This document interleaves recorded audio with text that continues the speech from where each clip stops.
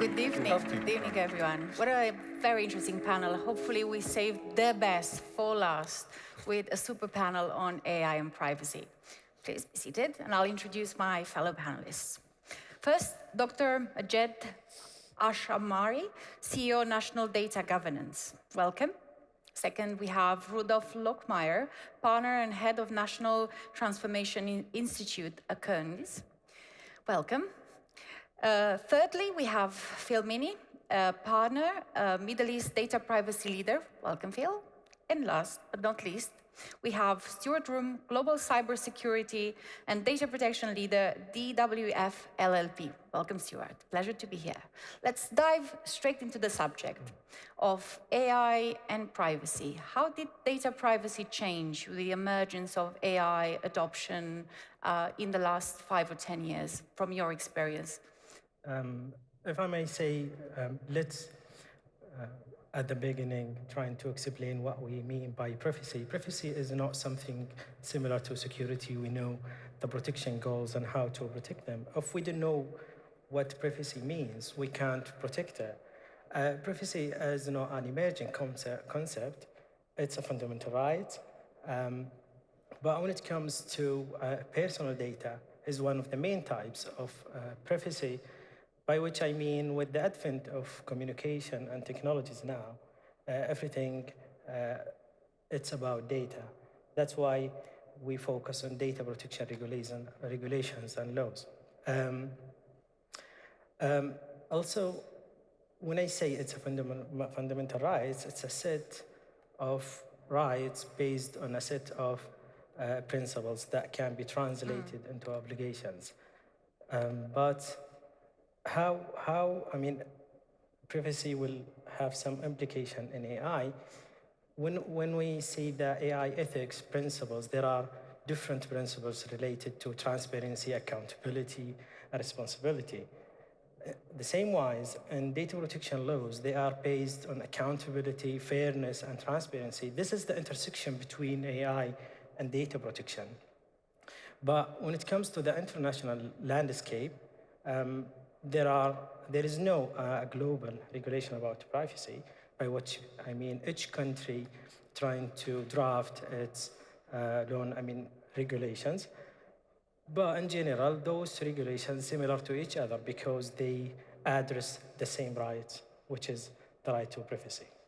They learn from each other, and that should be. But with the merge of data flows internationally and global companies, what are the changes that you've observed, Rudolf, in your experience? I think there's so many inflection points, and we have experts here in each of them, from policy, legal, et cetera. The one I would emphasize is actually geopolitical, it's power.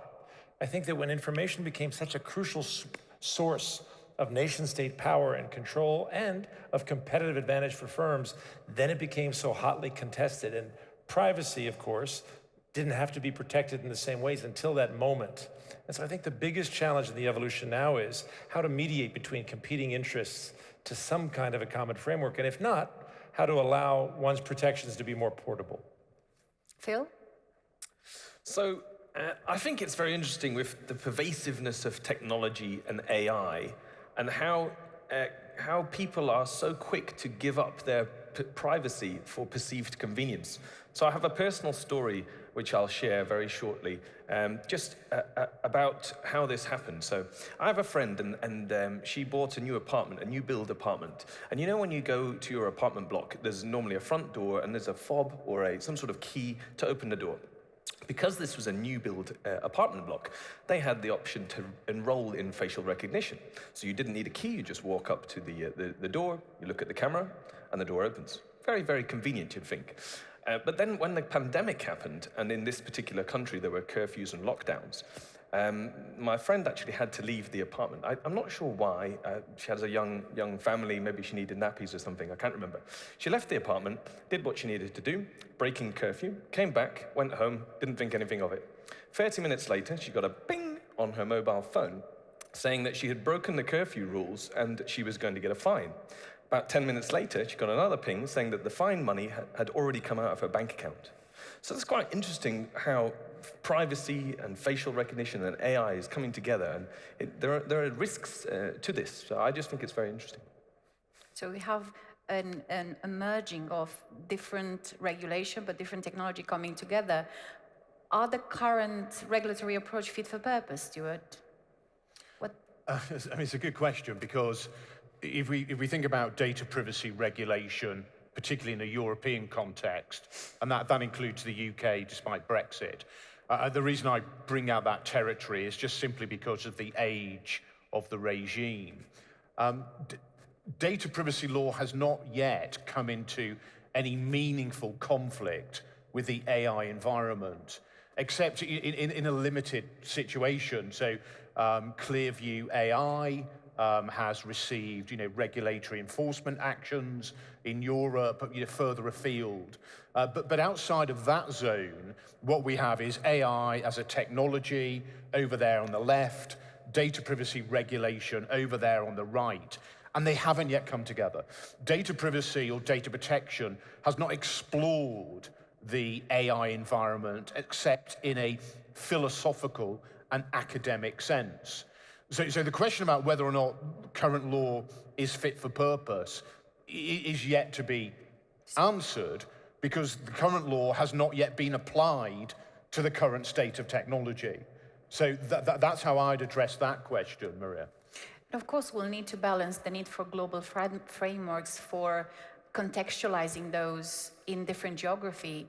How would we balance finding or creating best practices globally on data privacy versus the needs for privacy in various contexts, both across different sectors and different geography? Dr. Majed. Yeah, I think one of the main challenges related to this issue is how to translate those legal requirements into practices understood by engineers. Because from my point of view, the main challenge is the disconnect between policymakers and engineers who develop services and products. How to operationalize those principles and legal requirements need to a structured approach to using, for example, underlying layer, data lifecycle, for example, and each step of this stage need to be translated into procedures and practices that can be at least a blueprint for companies to use. Rudolf? Well, I think, again, the sensitive juncture point that I would emphasize is political in so many ways, because to the extent that a country makes a choice that it is in its interest to sacrifice privacy for the purpose of improving its sophistication in AI and its control of its society, then it creates a game theoretic problem for its adversaries and competitors.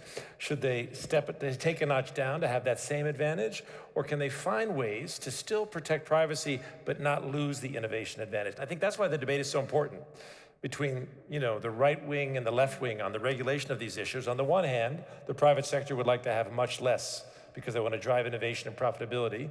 On the left, they'd like total control, which could throttle that innovation.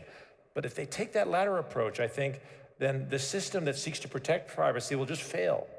And so I think then the real challenge is how to find a regulatory approach that still can fuel innovation, but have controls for privacy as well. And we'll continue with a follow-up question. Have you observed the regulator exchanging notes around the world? Are they collaborating in any sorts of form? Are they meeting in forums to discuss how to synchronize, how to align their national practices with best practices internationally? I want to pass to my brothers to my left. I'll just say I've seen both.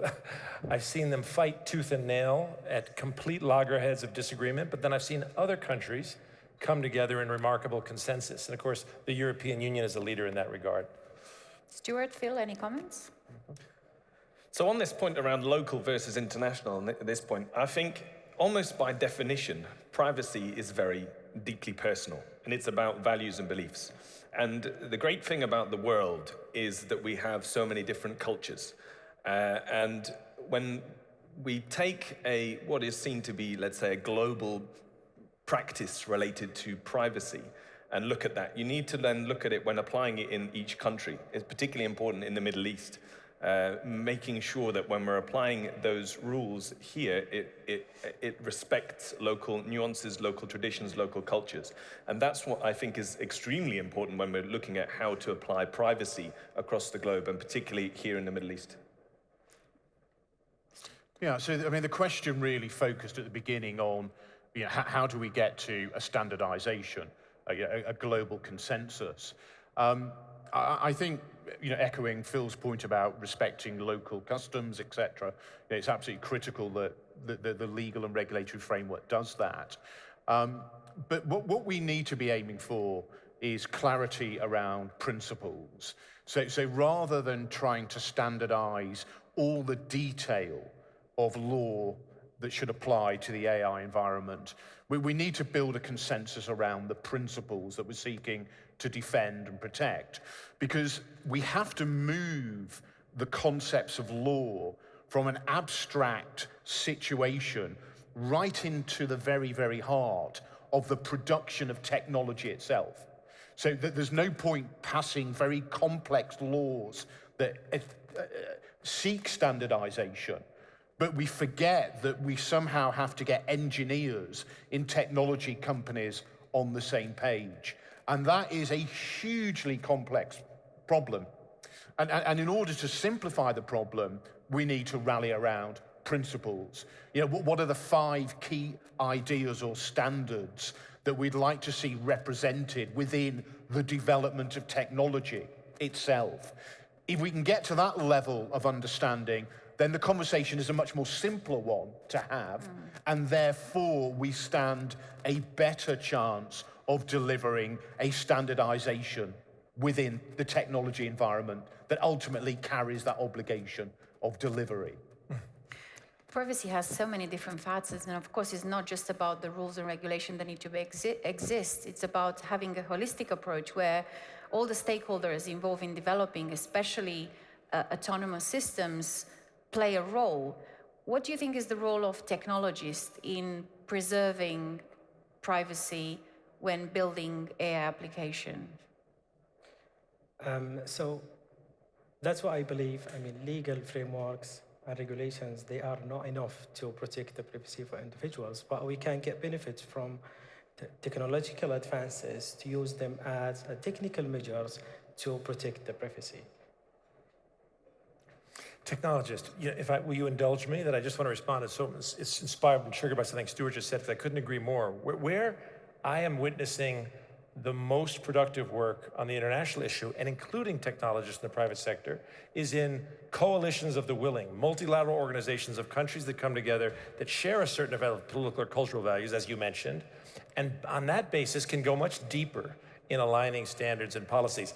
The Digital Cooperation Organization, headquartered here in Riyadh, is one such organization that's really trying to drive that progress, not just with government actors, but also with the private sector, including technologists. Phil?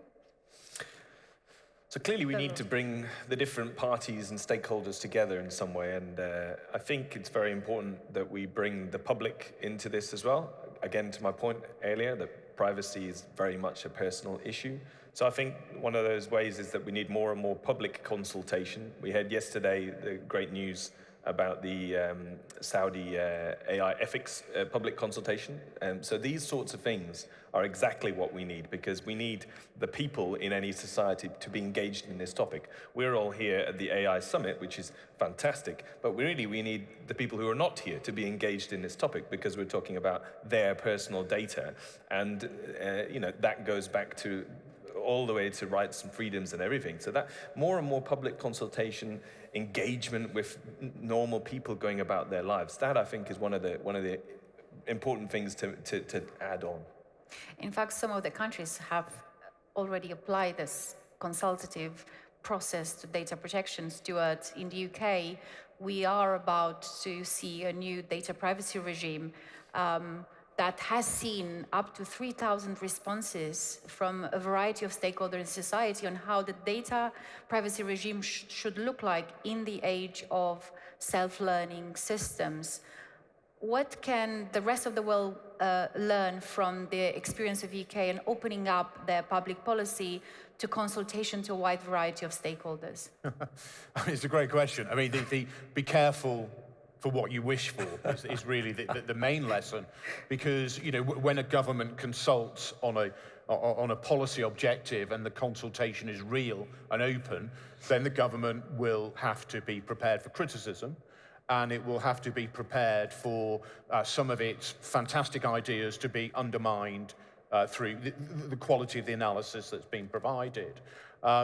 The overall point to make is, as Phil says, that we can't ignore the citizen in all of this. There are actually 4 stakeholders that need to be working together, and consultation enables that. So we've got government, then we've got regulator, we've got the citizen, as we've just mentioned, and then we've got, where you open this, Maria, which is the vendor of technology, the creator of technology. If any of those 4 are missing from the conversation, then we are likely to develop a suboptimum outcome for data privacy in an AI environment.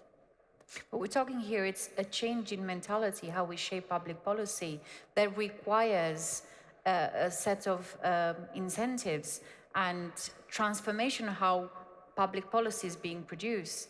Are we ready for that? I mean, there's a lot of conversation on AI ethics, and privacy, in fact, is one of the key ethical principles. And we've seen so many countries issuing their own AI ethics principles, with UNESCO developing a global framework. Can we piggyback with privacy and follow the same approach of openness and transparency and collaboration with different stakeholders?